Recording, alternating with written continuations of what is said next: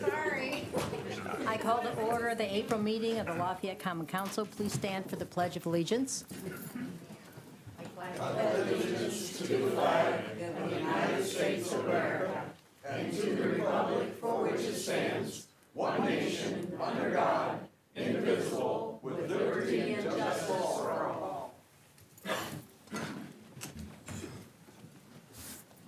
Okay, will the clerk have a roll call vote? Blinker? Here. Snyder? Present. Reynolds? Present. Weiss? Present. Brown? Here. Allersmeyer? Here. Williamson? Here. Downing? Present. Nargi? Quorum present. Next on the agenda is approval of the minutes from last month. Mr. I move we accept the minutes as communicated. Okay. Second? Okay, any comments or concerns about that? Okay, all in favor, say aye. Aye. Anyone opposed? Okay. Reports of the city offices on file in the city clerk. Fleet maintenance, monthly February. Renew department, monthly February. Waterworks department, monthly February. Presentation and disposal of claims. There are none. Presentation of petitions and communications. There are none. Okay, ordinance for second reading. We have ordinance 2025-11. And an ordinance amending the Lafayette downtown designated outdoor refreshment area. Mr. Reynolds? I move to hear and approve ordinance 2025-11. Second? Okay. All right, very good. We are here for second reading on this ordinance, which will expand our designated outdoor refreshment area. As you remember, last year, we piloted a test pilot that went from 10th to 11th Street on Main for this designated outdoor refreshment area. We are now looking to expand that to go all up Main Street, plus down 5th and 2nd a little bit to include some of our businesses there. So we are very excited about offering this new expanded DORA for this summer. Before we do vote on the ordinance, though, there is one amendment that I am requesting. When we went and talked to downtown business owners, there was a business, La Scala, who had submitted their paperwork back to us on time, but did not get put on as a designated permit for last month. So I am going to request an amendment to the ordinance to add La Scala as a designated permittee. And then once that's been amended, we can talk about the ordinance generally. Okay, do we have a motion to amend? So moved. Second. Okay, all in favor, say aye. Aye. Any opposed? Okay, now. Okay, and now I'm happy to answer any questions that you have about the DORA program generally. Any questions from the council? Any questions from the public? Hearing none? Oh, you have somebody? Okay. Hi, I do have a question. Susan Schechter, 1001 Ferry. So does that, people are allowed to then carry drinks along Main Street only or along these other streets? So they can't come up and sit on my wall with their drink? They are supposed to, so there are signs posted at every entrance and exit of the DORA that makes it clear you are leaving the DORA area and that drinks are not supposed to be taken outside of it. Thank you. You're welcome. Okay, any other comments or questions? Hearing none, will the clerk conduct a roll call vote on ordinance 2025-11 As amended. as amended, right? Clinker? Aye. Snyder? Aye. Reynolds? Aye. Weiss? Aye. Brown? Aye. Allersmeyer? Aye. Williamson? Aye. Downing? Aye. Amended ordinance passes 8-0. Okay, next ordinance for first reading, ordinance 2025-12. An ordinance for an additional appropriation in the Park and Recreation Operating Fund number 2040. Whose turn is Mrs. Alston? I can go for Okay, it, go yeah. for it. President, I move we hear and approve ordinance number 2025-12. Second? Okay. And Mr. Deal. Good evening, members of council. Jeremy Deal, City Controller. This ordinance proposes authorization for the Lafayette Parks Department to spend an additional $82,000 from the Park Operating Fund this year. Additional appropriation is requested solely for capital asset expenditure, and it's to enable the acquisition of 2 new pickup trucks.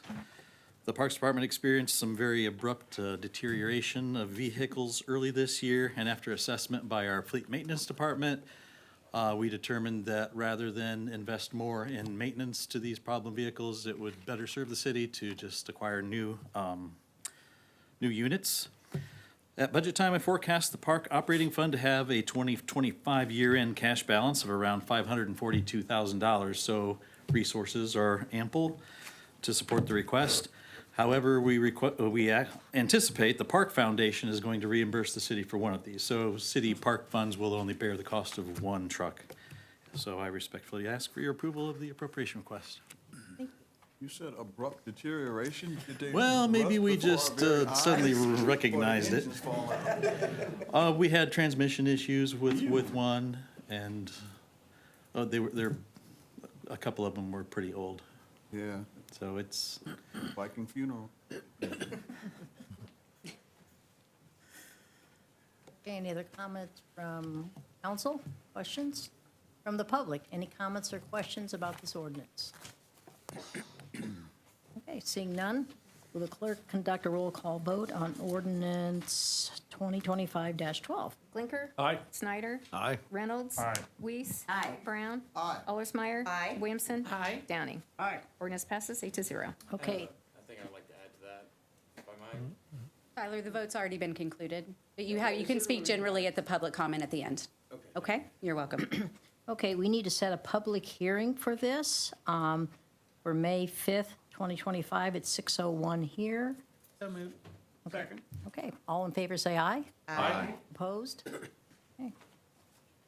Next ordinance is ordinance 2025-13. An ordinance to amend ordinance 2024-47, an ordinance fixing the salaries of the appointed officers and employees of the city of Lafayette, Indiana for the year 2025, excluding the sworn protective occupation and law enforcement members of the police and fire departments.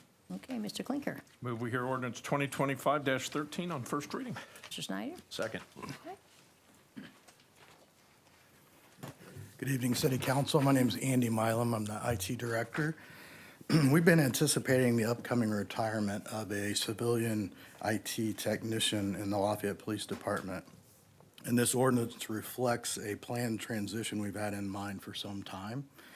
So we're requesting to move this position under the City Information Technology umbrella from the Lafayette Police umbrella. So it's important to note that this change involves no increase in salary or budget. So under the previous structure, this technician was not officially part of the city IT team, which sometimes led to disconnect in processes and standards. So by bringing this role into the IT department, we'll ensure everyone's working from the same playbook and using consistent tools and processes. So appreciate your support. Happy to answer any questions. Any questions from the council or concerns?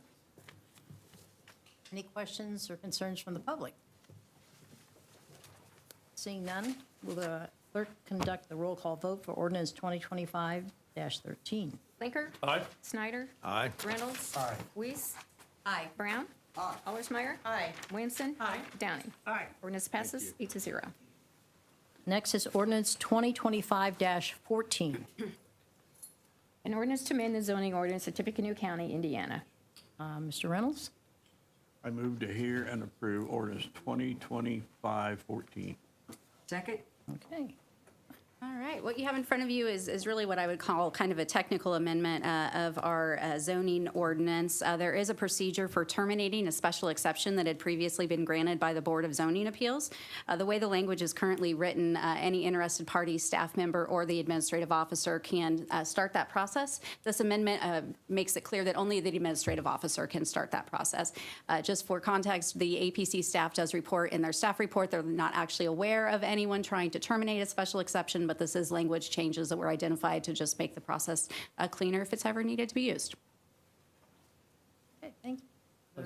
A question for Jackie. So this doesn't send it back to the previous zoning, it just No, this would removes just the be if, special exception. if for whatever reason, a special exception was required as part of that zoning process and it wanted to be terminated, that it only has to do with who can file that petition to terminate. Okay, all right. So before this, anybody could just walk in and say, oh, you need to Any give- interested person, which I think there is a definition of, which I don't know off the top of my head, but it wasn't just anybody off the street, but this okay. is definitely narrowing it down. Yeah. I just want to make sure they couldn't then do, like, change the zoning to the No, more this has to do solely with extreme special zoning. exceptions. Yeah. Okay. Especially stuff. Any other questions or comments from the council? Questions or comments from the public? Seeing none, will the clerk conduct a roll call vote on ordinance 2025-14? Blinker. Aye. Snyder. Aye. Reynolds. Aye. Weiss. Aye. Brown. Aye. Allersmeyer. Aye. Williamson. Aye. Downing. Aye. Ordinance passes 8-0. Okay, next is ordinance 2025-15. An ordinance amending Chapter 4.06 of the Lafayette Municipal Code regarding the Lafayette Farmers Market. Mr. Brown? Madam President, I move that we hear and approve ordinance 2025-15 on first reading. Second? Okay. All right. Here we have an ordinance that will amend provisions within our municipal code with regard to the farmers market. None of these changes are really substantive changes. They are more cleanup items that needed to be addressed. The first one, it does expand the definition of farmers market to allow vendors to sell crafts and similar goods. If you've noticed at the market, they've actually been selling those goods for a while. We are just cleaning up the ordinance to match that. The second change does determine that the footprint of the market will be as determined by the Board of Public Works and Safety. Just last week, they did try and approve a slightly different footprint for the farmers market for this upcoming season, so this brings the ordinance into compliance with that. And then finally, at the request, the vehicles that are left there, they can be towed starting 3 hours before the market begins rather than 2. 2 hours is just not enough time for everything that needs to be done to remove those vehicles that are parked unauthorized. So 3 little technical changes, and I'm happy to answer any questions.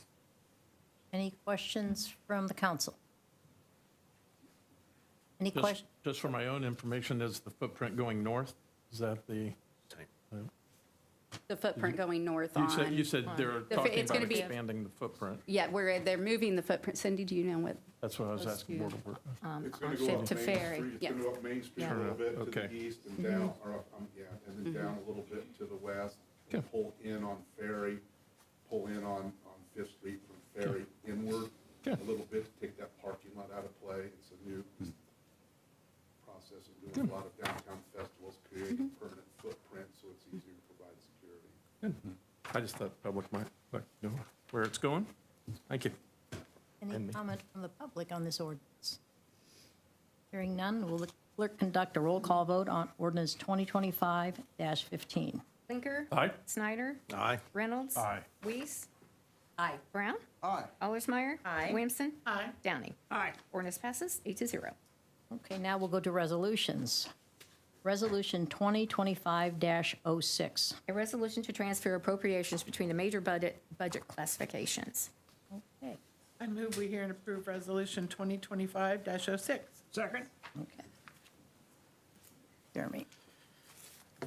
Ladies and gentlemen of council, good evening once again. Jeremy Deal, City Controller. Resolution 2025-06 proposes several final adjustments to the 2024 budget. The Exhibit A to the resolution lists several transfers of appropriated amounts from one specific account to another. All requested amendments are within the same fund and department, and these transfers result in no net change to the budget. The transfers are simply necessary to align the budget with our final posted expenses in aggregate per major budget category. I respectfully request that you approve this resolution. Thank you. Questions or concerns from the council on this resolution? Any questions or concerns from the public on this resolution? Hello, my name is Tyler Beach, 625 North 12th Street, Lafayette, Indiana. We had once had a large amount for rapid rehousing funds and RAD rehousing funds. I believe them to be $2.3 million. I haven't heard them discussed of. Have they been traded off, or is that within this transfer of funds to another fund? Those specific funds would be the rapid rehousing and RAD rehousing federal grants that were granted to Lafayette, the city of Lafayette, last I heard of in 2022. So I was wondering if those funds have been traded and transferred, or if those funds are going to be accessed. None of the budget changes here are concern those funds. I'm not precisely sure what you're referring Those to. funds would go through the Lafayette Housing Authority. They don't go through this body. Okay. CDBG and home funds? Well, they were the rapid rehousing funds brought to the attention in 2022. I know we had Okay. vote, but no public interest in those funds. It's The what we extra were. funds we was what got was during spoken. COVID and stuff, the Yeah. Lafayette Housing Authority have been using those funds. Okay, all right, thanks. Thank you. Any other questions and concerns about this ordinance? Seeing none, Will the clerk conduct a roll call vote on Resolution 2025-06? Blinker. Aye. Snyder. Aye. Reynolds. Aye. Weiss. Aye. Brown. Aye. Allersmeyer. Aye. Williamson. Aye. Downey. Aye. Resolution passes 8-0. Okay, any reports of standing committees? Reports of special committees? Reports by the mayor? Nope. Okay. Miscellaneous and new business? Reports of councilmen? I have one.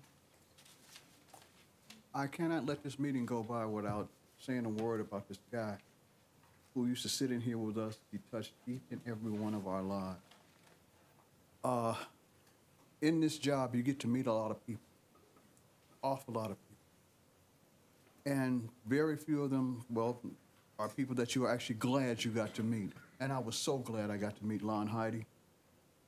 He was a great guy. He was a great guy on every level. He was friendly, he was funny, he was wise. He had no problem sharing any of that with us. And I just want to let everybody know, let the city know that he's missed. He is missed in here, and he'll be missed out there. Thank you. And he was interested till the end. I talked to him a couple of weeks before he passed, and he was still wondering how we're doing and missed us and wondering how things are going and That's sitting Lonnie. in this, asked if I was holding down this seat okay for him, so That was Lonnie. thank you, Perry, for bringing that up. Yeah. Okay, Yes, Madam President, I was approached by some residents in the city relative to a hen ordinance possibility, and I met with the residents. I have met with the city attorney, I met with the mayor, and we are going forward with this in an orderly manner, and we are going to have a public hearing, 2 public hearings, actually, with the ordinance committee of the council prior to any ordinances being filed. So the first meeting is April the 17th at noon here in the council chamber. And so if any of the public is interested, please come and voice your opinions, pro or con, and we will have that discussion in a good manner, responsible manner, and talk about it, and then we will make the decision as to whether we will go forward to propose an ordinance on this. thank you. Any other reports, comments from council? Oh. Okay, next on the agenda is public comment. Public comment is not an opportunity for you to personally attack other attendees, council members, or city officials. Again, all participants are required to maintain a high level of civility, respect, and courtesy for everyone present. Your comments will be limited to 3 minutes. Okay. Please state your name and address. Pearl Speakman, 923 South 22nd Street, Lafayette, Indiana. I come before you people tonight. I heard this complaint-driven complaints. Okay, I'm gonna tell you what. You're building a wall between citizens and everybody else. You have got a city police department. We supposed to have council people checking over our areas, which I seen the last council people I seen in my area was when that man ran for office the first time. You all walked down the middle of 22nd Street, every one of you. And these two up here has been councilmen there, and there ain't nothing done down there. Those 2 guys right there did take a little bit of interest this week. I had a 2-hour meeting with the city engineer. I found out what the problem is. It ain't an engineer, it's Mr. Mayor, and it's the variance committee that he appoints. Now, if you're gonna sit up here and make a ordinance, and he goes out and gets some committee to say, oh, well, you don't need 40% grass, you only need 5 feet. They knew you guys put an ordinance. There's 2 houses in my area that's got 5 feet by 50 feet, and they got cement and buildings all there. On 23rd Street, the same thing. It's all blacktop cement. It's all garage or house, all the way back for 3/4 of a block. Now, you people are causing trouble. That man right there has ran this country, or this county and city. You don't have no laws. It seems like we got dictators sitting. I don't want to call him Putin, but he's getting name close. Please If keep you your guys can't comments- do it- Please keep your comments respectful and courteous. Complaint, you're gonna have to get these people to have vision on both sides. We had two ordinance violations by people come down there. They passed up 6 violations to get to my house. Is that targeting? Is that targeting? That is Lafayette. And I'm gonna tell you, intimidation does not work on people that was in the service during the Vietnam War. Does not work. Intimidation does not work. Understand?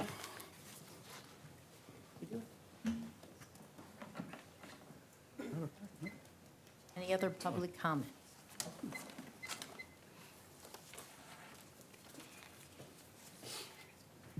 I've not done this before. Just please state your name and address, then you have 3 minutes to talk, okay?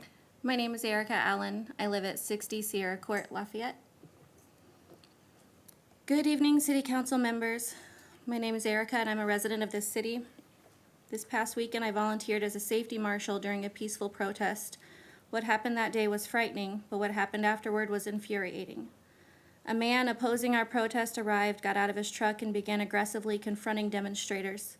When a brief altercation occurred, he returned to his vehicle, retrieved an assault rifle, and walked into the crowd, pointing it at one point directly at my husband. I was on the phone with 911 this entire time. I, along with his own wife, helped de-escalate the situation and got him back into his vehicle. When officers arrived, I did everything I could to provide accurate, urgent information. I told them there were multiple firearms that the man had pointed a gun at my husband. I told them I was the 911 caller and had been the primary person interacting with this individual. I offered to give a full statement 3 times with 3 different officers. I was told, no, we don't need to speak with you. An officer finally approached me only after I insisted, but instead of listening, he cut me off and said, I have a hard time believing your story. The street cam says the opposite. He then told me, what you're saying never happened, and walked away. Let that sink in. A woman who helped de-escalate an armed man and was dismissed, disrespected, and directly called a liar. Not only did officers refuse to hear a first-hand witness, they publicly released a statement that was false. When I tried to correct it online, they deleted my comments. They then reposted a version that was still inaccurate. It wasn't until photos and videos of this incident spread internationally, all the way to Italy, that the department finally admitted an investigation was ongoing. I'm here to ask you, what message does this send to your constituents? That their safety doesn't matter, that eyewitnesses will be silenced if the narrative is inconvenient, that you can be threatened at gunpoint, and the people sworn to protect you will call you a liar. I urge this council to look into this matter to ensure transparency, accountability, and meaningful change in how our police treat citizens, especially in tense or politically charged situations. I am still willing to speak with investigators and provide a full statement, but this time I want to be heard and treated with basic respect. Thank you. Thank you for your comment.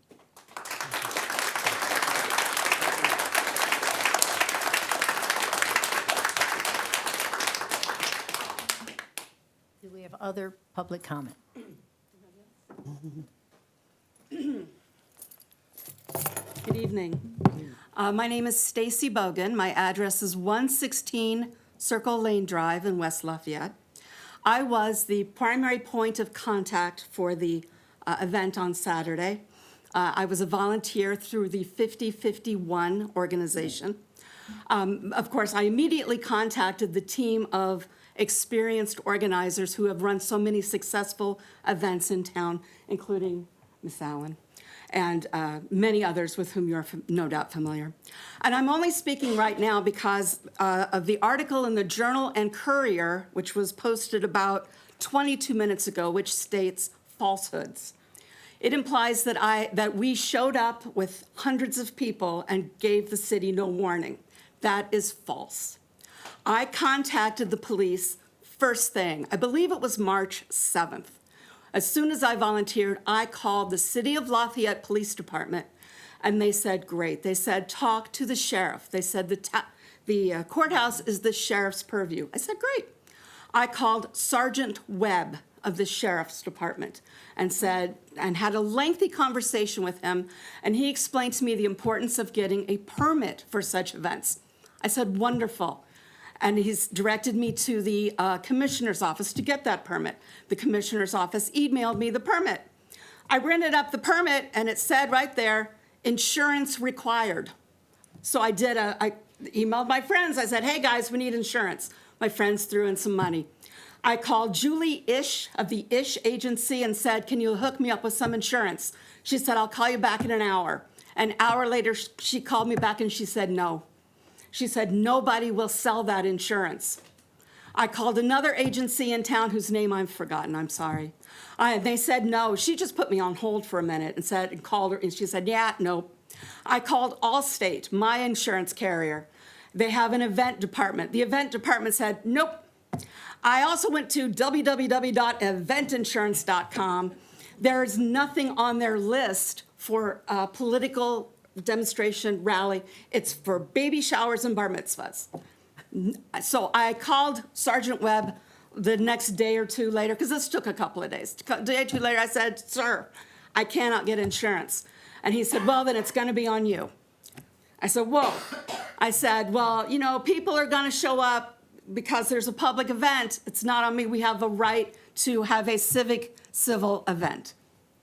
So he put me in touch with Paula of the commissioner's office. She and I had a wonderful conversation. She was very helpful. She said, listen, and she believed me about the insurance. She said, yeah, ever since January 6th, hello, nobody will sell insurance for a political event. Excuse me, but yes. So Ms. Paula, however, was very helpful, and she recommended making use of the plaza area. And I said, great. I said, we always meet out front. Everyone knows that's where everybody rallies. We all know this. She said, also use that plaza area. I said, great. So we went about preparing our event.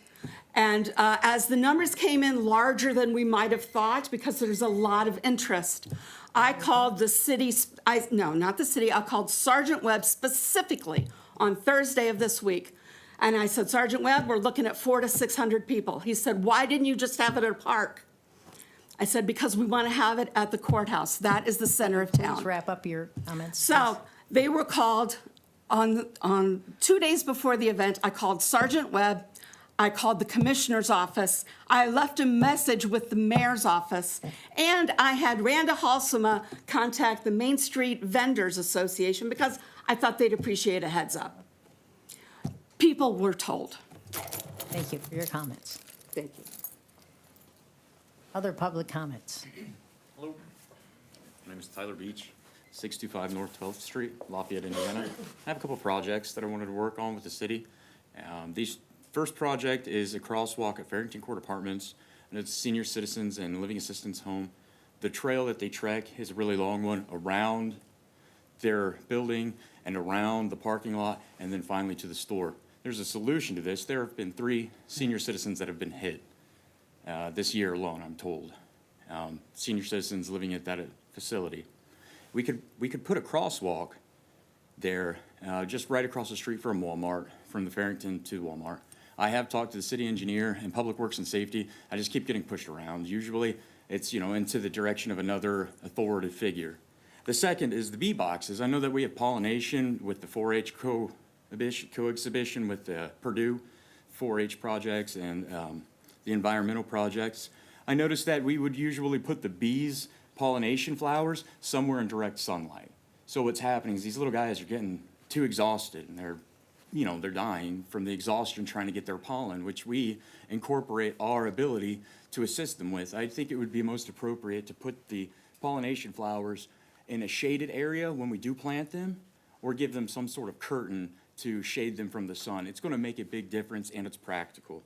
The biggest issue that I'm going to speak with you about is the mortgage fraud. I go through Beacon Area Planning website, and I read a lot of the information, and I've already affirmed with my current owner of the home He said that there was $88,000 worth of restoration work that was not completed, framework restructure. And he said that what they did do was $12,000 worth of roofing.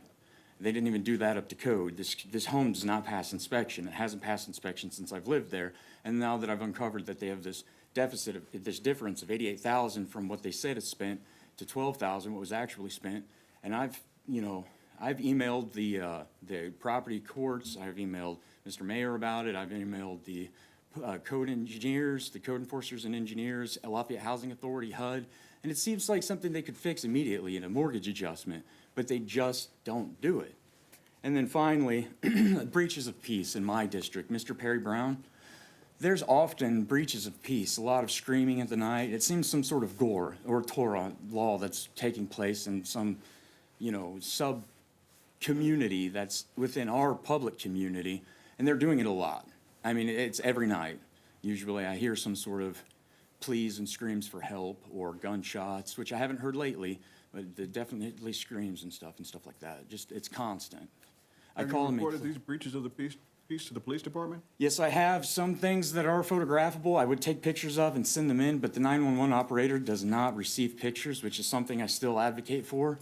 I have called. I have maybe 60-something, reports that I have made. None of them have come back with a report number. They're just called event numbers because there is no evidence. Well, evidently, they're being non-evidential. It happens a lot. Pardon my nervousness. Thank you for your comments. Okay, thank you. Any other public comment? Hi, I've never done this before. Say your name and address, and then My name you is have 3 Suzanne minutes to speak. Zook. I do live at 407 South Mill Street, Brookston, Indiana. I was at the protest on Saturday. When I went home, I saw the police report where the gentleman said he wasn't pointing his gun. He didn't point his gun. Well, I saw him point it. And I was pretty upset, so I went down to the police department. And there was another young lady with me, and she was pretty upset because her young child was there. We went in, and the police made us wait. 3 officers came out in the lobby. And the young lady was upset, which I understand. But through all the talking and everything, one police officer goes, we can charge you with falsifying information. I think that's what it's called. And at that point, I said, what's the point? I mean, they're like, we got the traffic cameras. It's like, and I just told them I know what I saw. And I'm still pretty shook up about it. So thank you for your time. Thank you for your comment.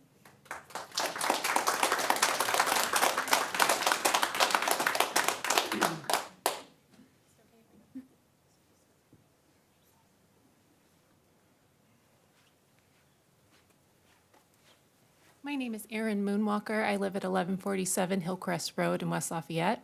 I attended the protest as well on Saturday. It's disturbing because in addition to peaceful protesters having to deliberate whether a person with a large gun was there to intimidate them or cause a mass casualty event, I also witnessed, this is much more minor in comparison, but a truck pull up along the protest and quote-unquote roll coal or expel exhaust from the vehicle all along the protesters.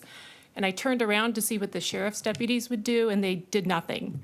They stepped out of the cloud themselves and just stepped back into position. So I thought maybe that wasn't some kind of violation until I heard, after the protest, another, excuse me, I wasn't prepared to speak. A friend of mine who also attended reported that she was pulled over for honking excessively in a business district. People had been honking all throughout the protest to show support, and it was really surprising that that was an offense, but blowing noxious fumes over a crowd was not. Thank you very much. Thank you for your comment.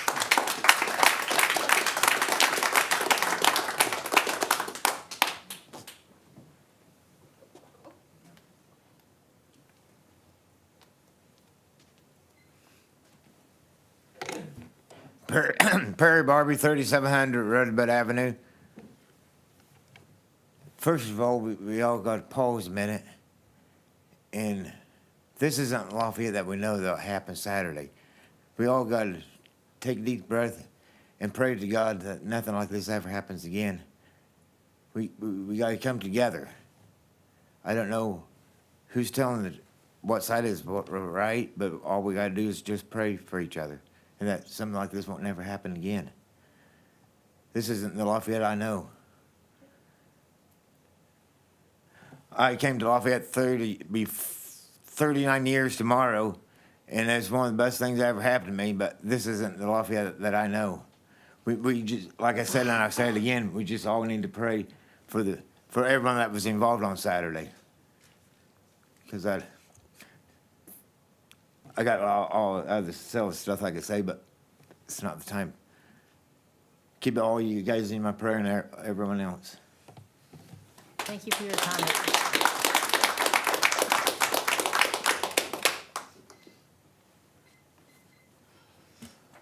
Good evening. My name is Tanya Lake. I live from Delphi, Indiana. I was at the protest. My husband and I crossed the crosswalk with this young lady, I believe, was one in the bright Viz vest. We obeyed the signals. We went across and we stopped just right after we got past. And we were pretty much front and center of where this individual pulled up, stopped, rolled their window down.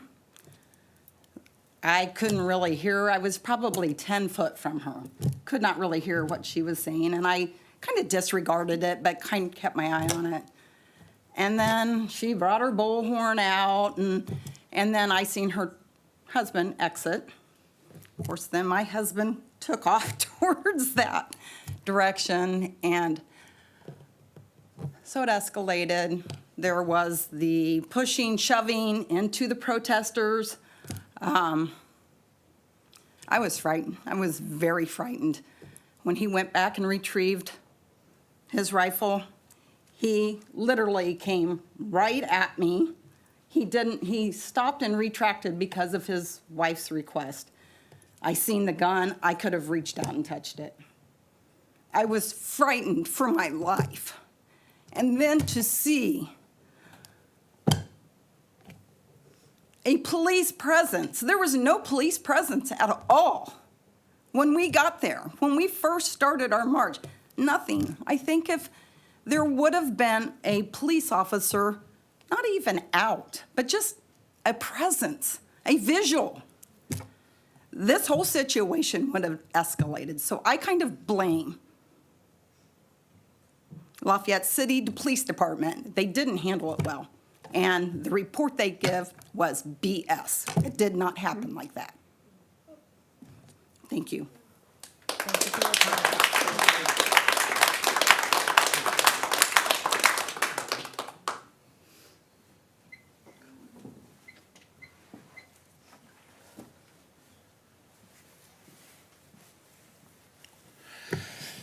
Esteemed members of the City Council, my name is Luke McConville, and I live at 501 East 3rd Street in Brookston.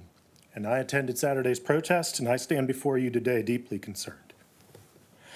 Regarding the incident at the courthouse involving the brandishing of an assault weapon during a peaceful demonstration I attended with my children.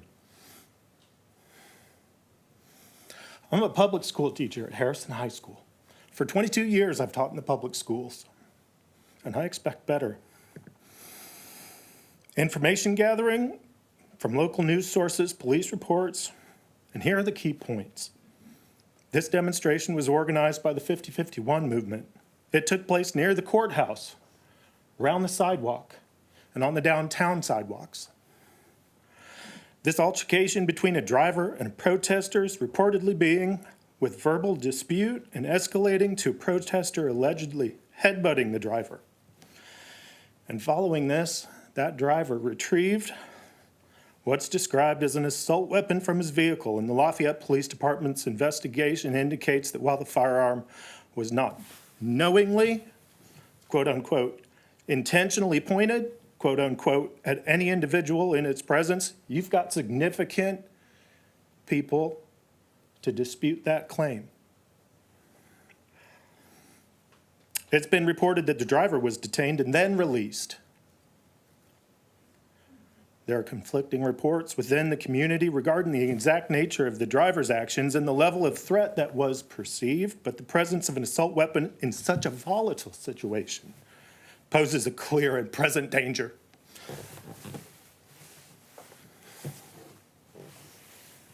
Clear to me. Therefore, I urge the City Council to demand a thorough and transparent investigation into this incident and review and reinforce the existing ordinances regarding firearms in public places.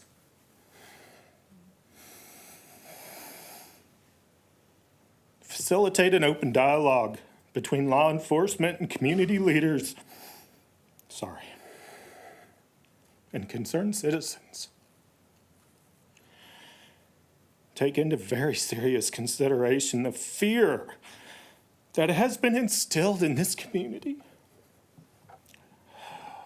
to ensure that all citizens feel safe to exercise their First Amendment rights.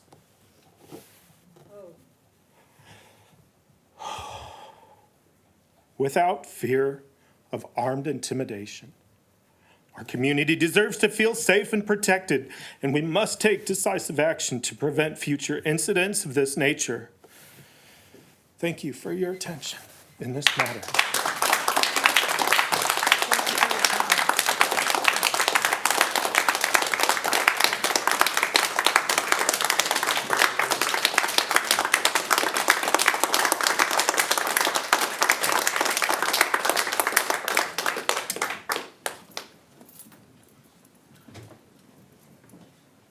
Are there any other public comment? I will say something. My name is Jennifer Robb. I live at 3601 Greenbush Street. This was my first protest. My second protest, my first political protest. And I did not see the action. I only saw the video after. Basically, I want to be able to say that I have faith in my police department to protect me. I believe that they do most of the time. I think we all made poor choices. I think that we were all in a heightened state of anxiety. I hope we do better next time. And, you know, I think back to before I was born when people were sprayed with hoses, people were hit with objects, rocks, everything, all of those things that happened way back in the day. People did that for me to be able to be here today. I'm gonna do that for my children and my grandchildren. And the rolling pole thing is not acceptable, but if all you can do is blow smoke at me, you can do that anytime you like. Thank you for your comment.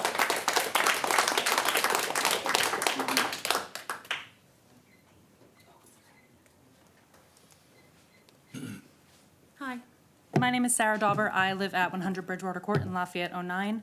I also was not planning on speaking, but I attended the protest on Saturday. I came late, so I was not present for these events. It concerns me, and I want to echo some of the other things that have been said. It concerns me that this is why Lafayette is on a public stage right now. I received a text from my brother in Connecticut on Sunday saying, "Hey, were you at the protest? Did you see what happened?" It concerns me that this is the name that we have for ourselves in this moment, that the way that our police department has been handling this is putting us on the map for a very unfortunate reason. There were millions of people around the country out on Saturday for over 1,000 peaceful protests that went off without incident. It's unfortunate to me that this is the event that that was platformed, and I think that it could have been avoided had the Lafayette Police Department held off on issuing a statement until they had spoken to more than just the one person. They reviewed the street cams, they say, which gave them maybe 1 or 2 angles. Nothing that was gonna show them a close-up of what was happening on the ground. They would have known from the people who tried to speak to them at the protest that there was video footage. They could have assumed that there was video footage. It's 2025, there's video footage of everything. And instead of doing their due diligence before issuing a statement, they issued a statement only on the word of the man who was brandishing a rifle in a crowd of people.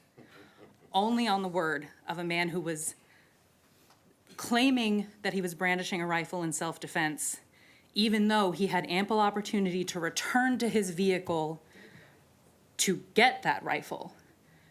He had ample opportunity to retreat from the situation and to remove himself from the situation. And instead, he returned with the rifle.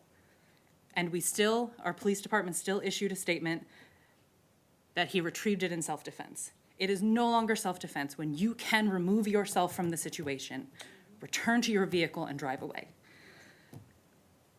It is also upsetting to me that and this is obviously a conversation for another day, but that there is no brandishing law, that people in other states and in other countries are looking at this video saying, how was it not illegal for him to walk into a crowd of people with a rifle like that, whether it was pointed at anybody or not? And we have to say, well, there's no law against that here. That's a little bit embarrassing to me. These are just things that have been bothering me, and as I've been listening to other people come forward and speak, I just want to put those concerns before you as a resident. So thank you for your comment.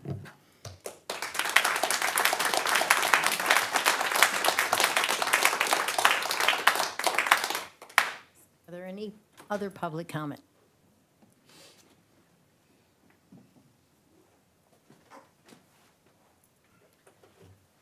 My name is Leslie Glossick.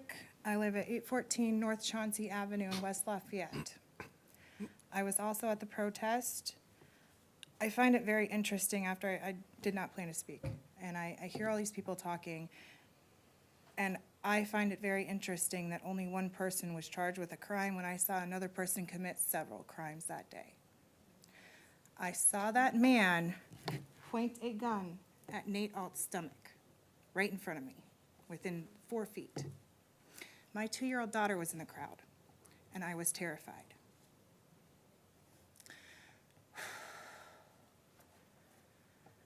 He had every opportunity to get in his car and leave. He planned that ahead of time. We all know that. We've seen the evidence of that. He did not come there and stop because he was impeded by people walking across the street. He was immediately aggressive.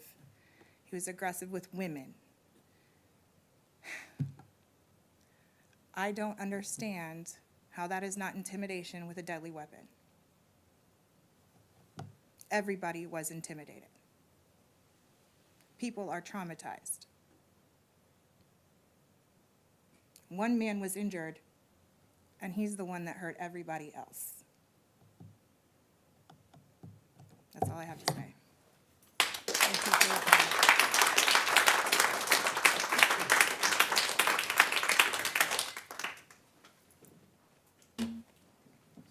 Do we have any other public comment this evening?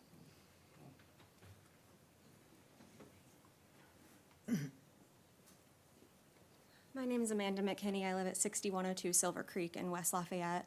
I'm not going to reiterate what everybody else has said very clearly and succinctly, but I was up on the hill by the building looking out at the person with the gun who put his gun back in his vehicle and then immediately walked back and assaulted another person unprovoked. I have video of that on my phone that I have sent to Lafayette PD. Again, just to reiterate how pathetic it is that our police force isn't there to serve and protect the general populace, and instead they served and protected one person who came out to specifically cause harm and cause a ruckus for no reason other than getting lulz on the internet. It's just pathetic behavior from everyone involved except for the peaceful protesters.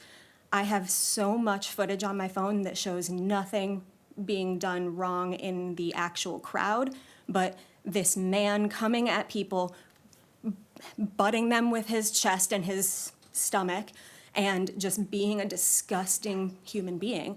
And then the cops don't ask any of the protesters, don't ask anybody who has video footage, don't ask for any information from anybody, and put out that statement. And I, like everybody else, have friends and family from all across the country and world who are sitting there telling me that I shouldn't be able to go out and practice my First Amendment right to protest the government or anything else because they're worried for my safety because I live in Indiana, of all places, and I'm sad about that. Not sad that I live in Indiana, I mostly like it here, but I'm sad that my friends and family are embarrassed for me and worried about my safety because of the state that I'm in, and that our police officers are not protecting us. Thank you.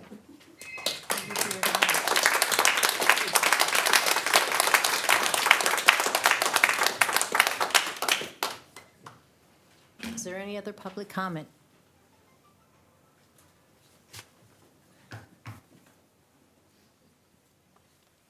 Susan Schechter, 1001 Ferry Street. I want to change the subject a little bit. I am on the board of the trustee's office, and the trustee distributes emergency aid to citizens. And in Fairfield Township, 22% of the children in Fairfield Township live below the poverty level. And the legislature is moving a bill through, House Bill 1007, that would require that the parents of these, that all ratepayers for Duke would be on the hook to pay for Duke to build a small modular nuclear plant. And Tippecanoe County is, I've heard, being eyed as a location for small modular nuclear. There haven't been none of these plants built in the U.S. commercially. There was one that was being built in Utah, and after 8 or 9 years, they gave up because it was way over budget, like $9 billion instead of $2 or $3 billion. So now we, as ratepayers, and ratepayers who can't afford to care properly for their children because they don't make enough money, are being asked to pay for building, designing, licensing, building small modular nuclear. I went to the State House. I testified at the State House about this. It's being pushed through. Fortunately, it is going to the Ways and Means or the Finance Committee. But I think it's going to happen. We've already had, within the last 5 years, a 38% increase in our electricity rates. And now we're going to pay for Duke to build a speculative type of structure. When I think the city, needs to. We need to do something to help escape from. We're just being, thrown under the bus. And so I would hope that you'd speak with our Senator Alting to request that he not support this. Thank you.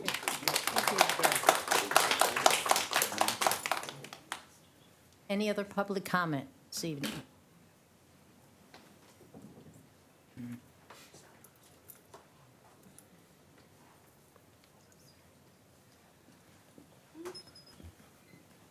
My name's Kelly Jones. I live in Brookston, and I was at the protest this weekend, and I feel like it is important to reiterate the fear that we all went through and had to endure that could have been probably de-escalated by a better police presence. I think it is important to reiterate that one man was charged one another was allowed to blatantly walk around and terrorize hundreds, if not thousands of people. I think it is another important thing to reiterate that the police who did finally arrive on the scene thought it was more important to pull over people who were driving and honking their horn versus the people who were rolling coal or pulling out weapons. I honked my horn. And that was the reason. That was the infraction that was most important at the time. That's what was called attention to. And I do think it's an embarrassment for Lafayette. I think we're a community that is home to college students. And if I was a parent thinking about sending my student to Purdue University, I'd think twice. I don't think I would trust that my child would be watched out for and cared for the way I think that police departments are supposed to care and protect their communities. I wouldn't want to spend my tax dollars here. I wouldn't want to move here. I wouldn't want to be here at all. In fact, like the other woman said, I kind of like it here. I grew up here, but it is increasingly hard to be proud of where I'm from. My phone blew up all weekend with calls from friends and family who were concerned about us. And we were hurt. And maybe no one was shot, but we were seconds from a catastrophic event potentially happening, whether he drove his truck into traffic or he opened fire on the entire group of us. We were seconds from that happening. And I, for one, want to know, are we going to be able to peacefully protest ever again without being terrified that we're not going to be protected by the ones who are here to protect and serve? I find it uncomfortable that we don't get any type of response from you in this moment. I find it very uncomfortable that we put our hearts out here and our concerns in front of you and get nothing back. Thank you for your comment.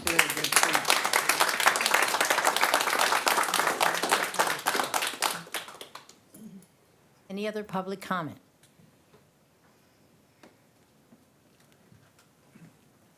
You're only allowed one time, please. Is that correct? You've already spoken once. I'm sorry.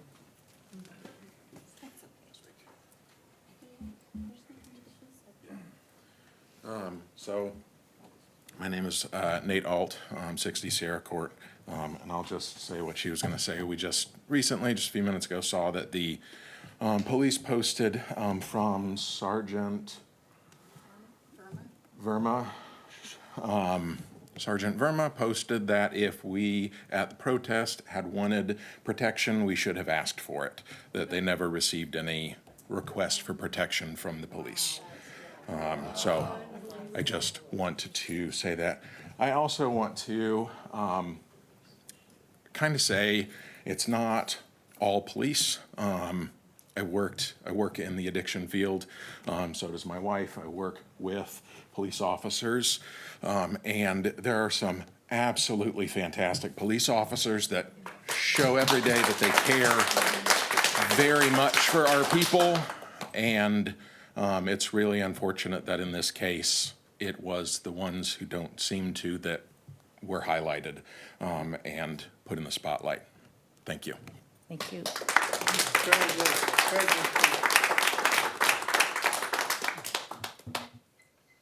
Any other public comment this evening?